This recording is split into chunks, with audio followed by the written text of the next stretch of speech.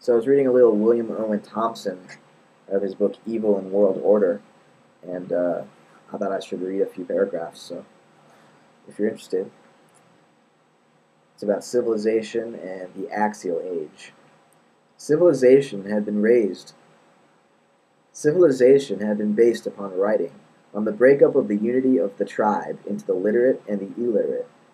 It had been based upon urbanization, on standing monuments and standing armies, and ultimately upon slavery. The polarities of the age of civilization were the center and the periphery, the temple of the priest and the desert of the prophet. As the centers had decayed, the pastoral visions of the eternal desert had been expressed by Abraham, Moses, and Amos. Then, in the 6th century BC, a new wave of prophecy arose and addressed itself not merely to the moral decay of one center, but to the moral decay of the very idea of civilization itself. Across the world, from Italy to China, a new race of prophets confronted the contradictions of civilization. The vision of the prophets was one of universal religions. It was not a validation of one's own tribal god, for that too easily could grow into the civil religion of a conquest state. It was a vision of the aboriginal brotherhood of man that stood before the walls and battlements of civilization had been raised. The 6th century BC is one of the darkest and the brightest in all of history. It is the age of the second Isaiah, Jeremiah, and Daniel, of Pythagoras and Zoroaster, of Buddha, Lao Tzu, and Confucius. Why did they all come at the same time? A Jungian would invoke the collective unconscious of the race. A Hopi would speak of the Kachinas from other worlds who supervise our evolutionary development.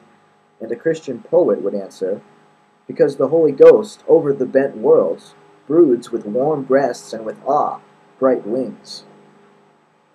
Let us indulge in a Pynchon-esque paranoid fantasy to imagine that the prophets of the 6th century are part of one universal conspiracy. Religion is, after all, supposed to be a subversive conspiracy, for we wrestle not against flesh and blood, but against principalities, against powers, against the rulers of the darkness of this world, against spiritual wickedness in high places. Certainly the conspiracy theory of history would explain why Pythagoras and Zoroaster were both together in Persia at the same time.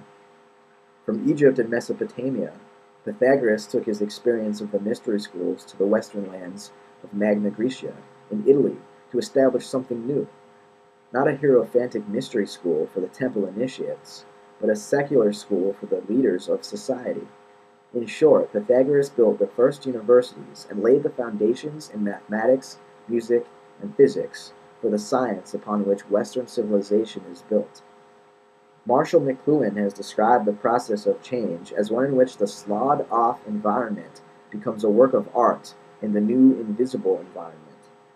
This is one way to present the Hegelian dialectic of historical growth. A visual image of the process of aufheben is the spiral. We turn back to the past, reconstitute it, and then turn away from it in a new direction. The strategy of change for Pythagoras was to make a synthesis of the religion and science of the dying Near Eastern civilizations, and then miniaturize them as a work of art in the new and still invisible environment of Western civilization. The old culture became a curriculum in the new culture. In terms of paleontology, this kind of evolution is an example of the principle of Romer's rule. The initial survival value of a favorable innovation is conservative, in that it renders possible the maintenance of a traditional way of life in the face of changed circumstances. At the time of Pythagoras, the Egyptian mystery schools were no longer forces of culture and civilization building. They were probably priestly bureaucracies subsidized by the state to pass on harmless traditions by rote. The only way to recreate the original purpose of the mystery school was to do something radical, something radically conservative.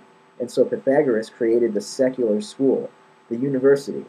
As civilization was moving toward entropy, he created a new form to hold values against the flow of time. Pythagoras miniaturized the Near Eastern civilization, and now we need to miniaturize the industrial civilization.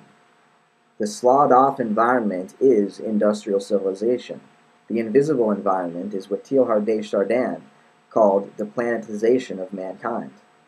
To turn industrial civilization into a work of art in this still invisible environment, we must not only miniaturize our factories, we must also miniaturize the great universal religions which created the basis of internationalism.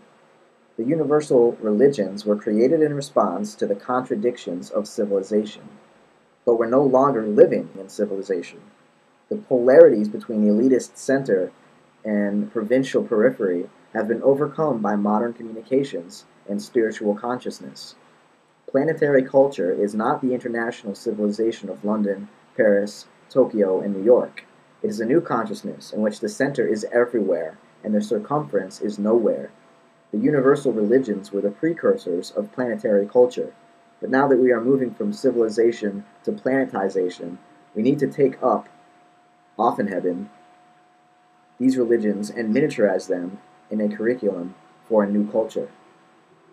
If we are going to humanize technology that now contains thermonuclear warfare, ecological destruction, and such subtler destructions as psychosurgery, electrostimulation of the brain, aversive therapy, and behavioral modification, we will need more than the liberal humanism expressed in the implicit system of values of the behavioral sciences and the traditional humanities.